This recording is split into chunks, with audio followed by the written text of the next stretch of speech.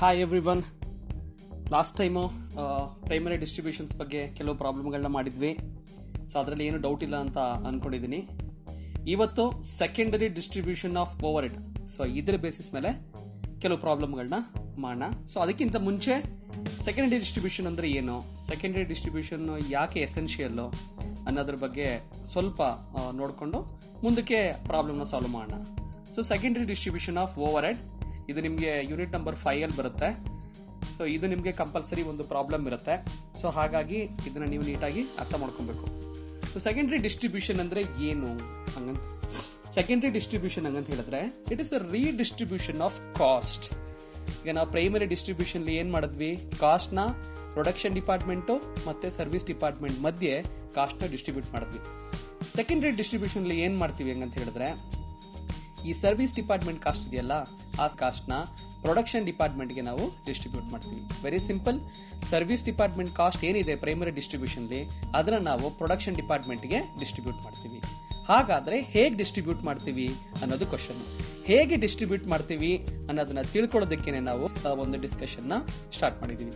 So ಈ discussion ಅಲ್ಲಿ ನಿಮ್ಗೆ ಏನೇನು ಗೊತ್ತಾಗುತ್ತೆ ಅಂತ ಹೇಳಿದ್ರೆ, ಯಾವ ಬೇಸಿಸ್ ಮೇಲೆ ನಾವು ಸರ್ವಿಸ್ ಕಾಸ್ಟ್ ಅನ್ನ ನಾವು ಪ್ರೊಡಕ್ಷನ್ ಡಿಪಾರ್ಟ್ಮೆಂಟ್ ಗೆ ಡಿಸ್ಟ್ರಿಬ್ಯೂಟ್ ಮಾಡಬಹುದು ಅನ್ನೋದ್ರ ಬಗ್ಗೆ ಡೀಟೇಲ್ಸ್ ನ ತಿಳ್ಕೊಳ್ತಾ ಹೋಗೋಣ.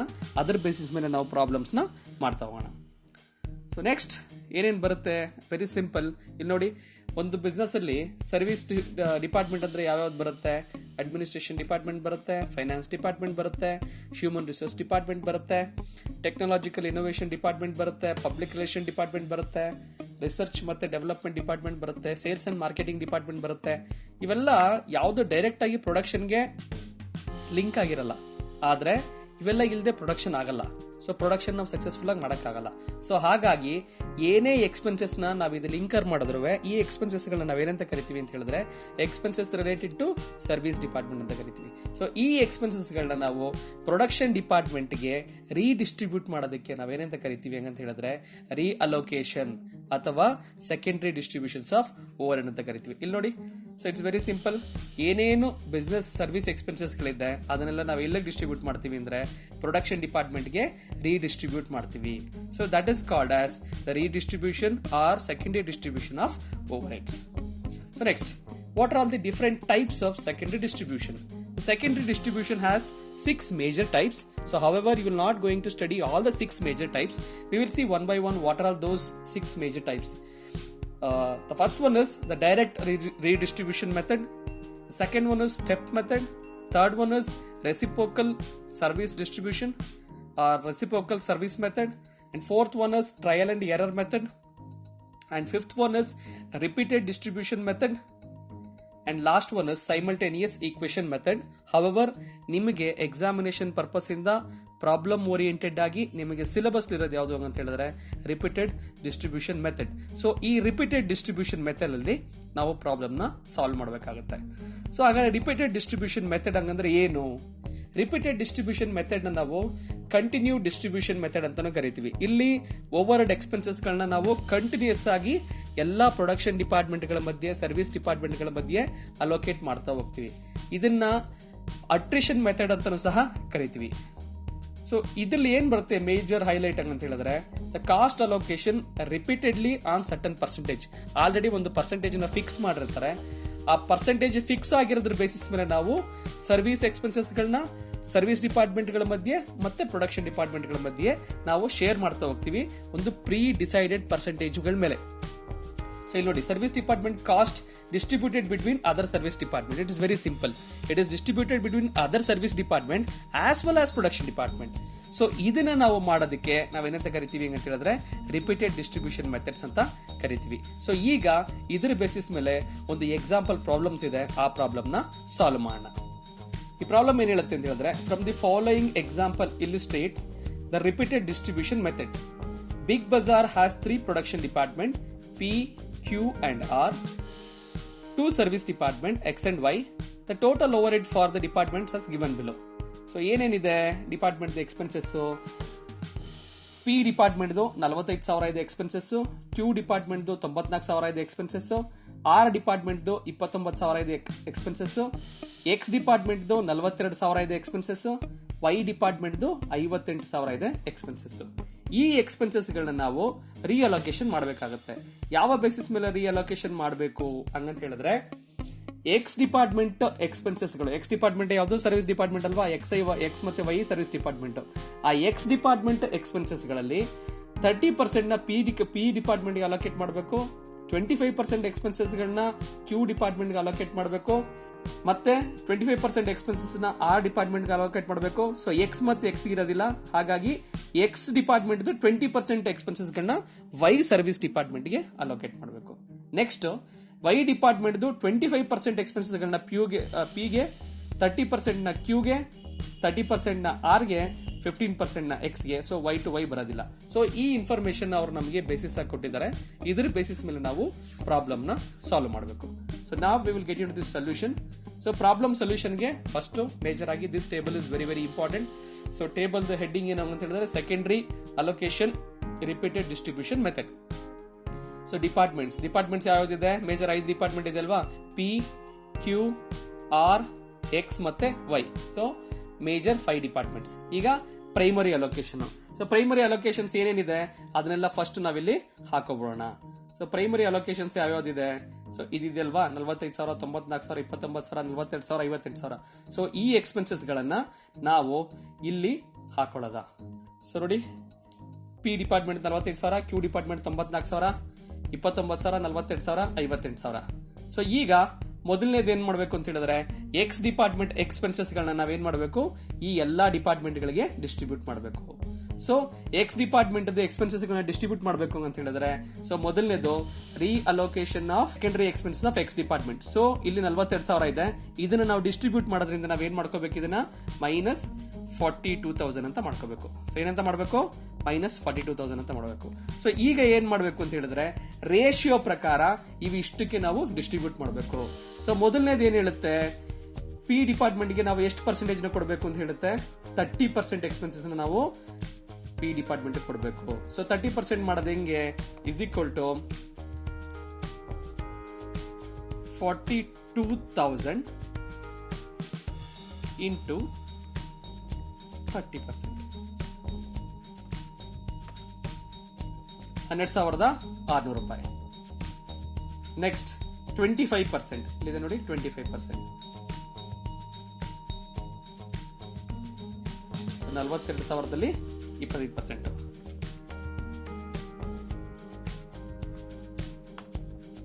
Next is equal to 25%. Again 42,000 into 25%. Okay. And last one, 20% is equal to 42,000 into 20%. So 8,400. So ಎಲ್ಲ ಡಿಪಾರ್ಟ್ಮೆಂಟ್ಗೂ ಡಿಸ್ಟ್ರಿಬ್ಯೂಟ್ ಮಾಡಾಯ್ತು. ಸೊ ಈಗ ಟೋಟಲ್ ಎಷ್ಟಾಗುತ್ತೆ? ಸೊ ಟೋಟಲು, ಸೊ ಇವೆರಡರದ್ದು ನಾವು ಟೋಟಲ್ ಮಾಡ್ಕೋಬೇಕು. Is equal to, so total ಇವೆರಡರದ್ದು ಟೋಟಲ್ ದಿಸ್ ಪ್ಲಸ್ ದಿಸ್ 57,600 ನೋಡಿ. ಸೊ ಇದು 42,000 ಇದನ್ನ 40,000 ಡಿಸ್ಟ್ರಿಬ್ಯೂಟ್ ಮಾಡ್ಬಿಟ್ಟಿದೀವಿ, ಹಾಗಾಗಿ 0 ಆಗುತ್ತೆ. ಸೊ ಈಗ Y department expenses, Y department expenses ಗಳನ್ನ ನಾವು ಯಾವ ತರ ಡಿಸ್ಟ್ರಿಬ್ಯೂಟ್ ಮಾಡಬೇಕು, ಆಲ್ರೆಡಿ ಪ್ರಾಬ್ಲಮ್ ಅಲ್ಲಿ ರೇಷಿಯೋ ಕೊಟ್ಟಿದ್ದಾರೆ, ನಾವು ಅದೇ ತರನೇ ಡಿಸ್ಟ್ರಿಬ್ಯೂಟ್ ಮಾಡಬೇಕು. ಅದಕ್ಕೆ ಫಸ್ಟ್ ನಾವ್ ಏನ್ ಮಾಡ್ಕೋಬೇಕು ಅಂತ ಹೇಳಿದ್ರೆ, ಮೈನಸ್ 66,400. So minus 66,400. ಸೊ ಅದರಲ್ಲಿ ಮೊದಲನೇದಕ್ಕೆ ಎಷ್ಟು ಪರ್ಸೆಂಟೇಜ್ ಹೇಳಿದ್ದಾರೆ, 25%. So 66,400 into 25%. ಸೊ ಅಲ್ಲಿಗೆ 16,600. Next 30% is equal to 66,400 into 30%. So 19,200. Next 30%, so 19,200. ಅದು 30% ಆಗಿರೋದ್ರಿಂದ 19,000, it's not 19,920 19,920. Next 15% is equal to 66,400 into 15%. So 9,660 ಬಂತು. ಸೊ ಈಗ ನಾವೇನ್ ಮಾಡಬೇಕು, ಟೋಟಲ್ ಮಾಡ್ಕೋಬೇಕು. ಅಗೇನ್ ನೋಡಿ, ಇಲ್ಲಿ ಮಾಡಿದ್ವಲ್ಲ ಅದೇ ತರನೇ ನಾವು ಟೋಟಲ್ ಮಾಡ್ಕೋಬೇಕು. ಸೊ ಟೋಟಲ್ ಎಷ್ಟಾಯ್ತು, ಇಸ್ ಈಕ್ವಲ್ ಟು ಇವೆರಡು is equal to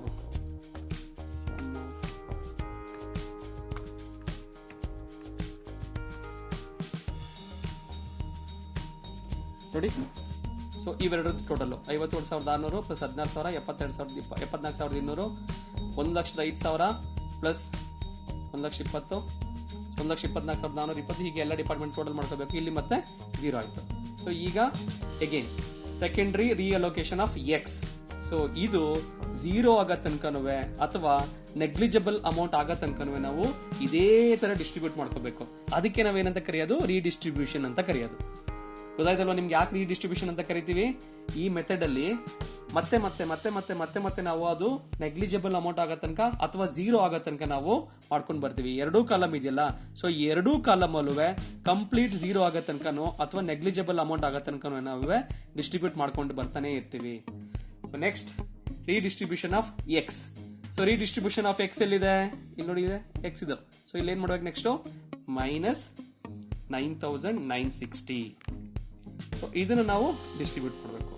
is equal to ಮೊದಲನೇದಕ್ಕೆ ಎಷ್ಟು percentage? 30%. So 9,960 into 30%. Next 25% is equal to 9,960 into 25%. So ಇದು 25% ಆಗಿರೋದ್ರಿಂದ ಸೇಮ್ ಅದೇ ಅಮೌಂಟ್ ಹಾಕೋತೀನಿ ನಾನು, 2,490. ಮತ್ತೆ last one 20% is equal to 9,960 into 20%. So ಇವಾಗ ಏನ್ ಮಾಡಬೇಕು? ಟೋಟಲ್ ಮಾಡಬೇಕು. So is equal to total ಯಾವ್ಯಾವ್ದನ್ನ ಟೋಟಲ್ ಮಾಡಬೇಕು? ಸೊ ಇವೆರಡನ್ನ ಟೋಟಲ್ ಮಾಡಬೇಕು. Is equal to sum of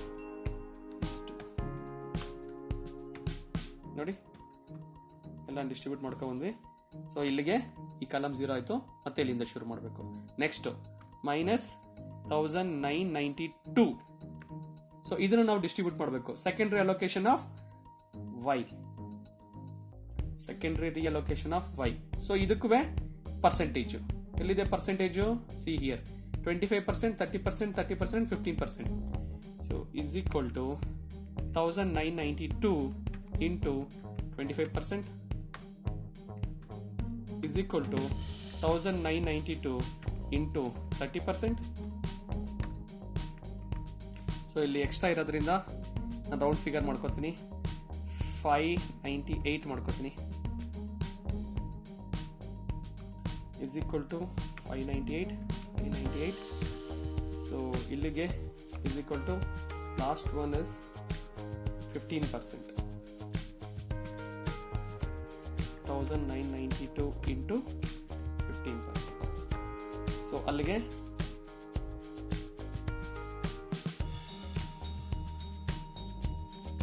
so ಇದನ್ನ 298 ಮಾಡ್ಕೋತೀನಿ. ಯಾಕಂತ ಹೇಳಿದ್ರೆ ಎರಡು ಕಡೆ ರೌಂಡ್ ಫಿಗರ್ ಮಾಡೋದ್ರಿಂದ ನಾನು ಇಲ್ಲಿ 298 ಮಾಡ್ಕೋತೀನಿ. ಸೊ ನಾವು we will get into the total. So total is equal to sum of these two. ಅರ್ಥ ಆಗ್ತದೆ ಅಲ್ವಾ ಹೇಗೆ ಮಾಡ್ತಾ ಇದ್ದೀನಿ ಹಂಗಂತ? ಈಗ ನೋಡಿ, ಈ ಕಾಲಮ್ 0 ಆಯಿತು, ಮತ್ತೆ ಇದನ್ನು ಮತ್ತೆ ರೀಡಿಸ್ಟ್ರಿಬ್ಯೂಟ್ ಮಾಡಬೇಕು. So minus 298. ಸೊ ಈಗ ಎಕ್ಸ್ ಮಾಡಿದೀವಲ್ವಾ, ಈಗ ವೈಗೆ ಮಾಡೋದು.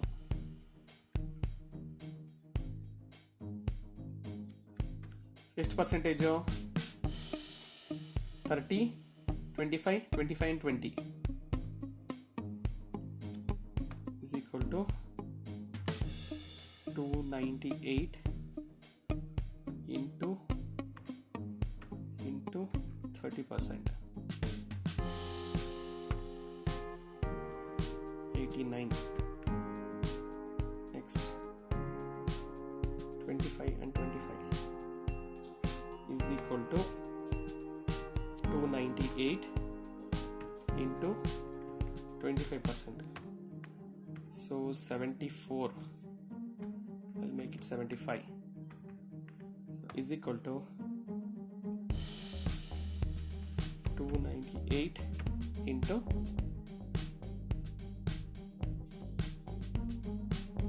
20%.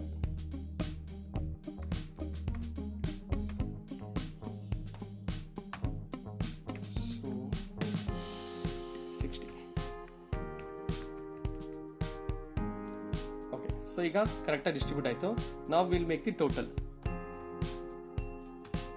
So total is equal to sum of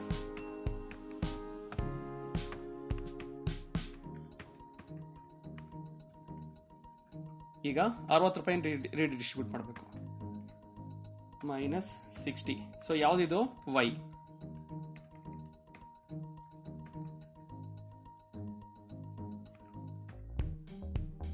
so y ನ ಯಾವ ಪರ್ಸೆಂಟೇಜ್ ಮೇಲೆ ಮಾಡಬೇಕು? ಇಲ್ಲಿದೆ ನೋಡಿ. So 25, 30 and 15 is equal to 60 into 25% is equal to 60 into 30%.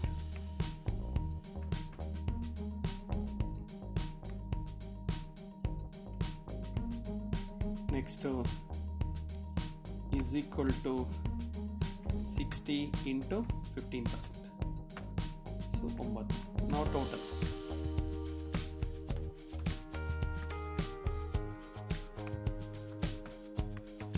So ಇವೆರಡನ್ನ total ಮಾಡಬೇಕು.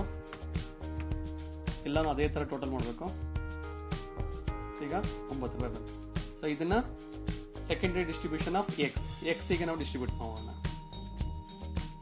ಸೊ ಫಸ್ಟ್ ಇದನ್ನ -9. ಸೊ ಇದು ಪರ್ಸೆಂಟೇಜ್. ಮೊದಲನೇ ಪರ್ಸೆಂಟೇಜ್ ಎಷ್ಟು? ಎಕ್ಸ್ದು, that is 30%. So is equal to 9 into 30%. So 2.7 ಇದೆ, 3 ಮಾಡ್ತೀನಿ. Next one is 25 is equal to 9 into 25%. So I'll make it 2 and 2 and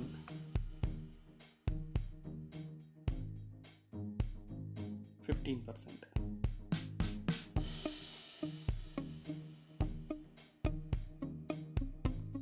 Sorry, it's 20%. 9 into 20%. So 1.8, I'll make it 2. So now total is equal to sum of these two.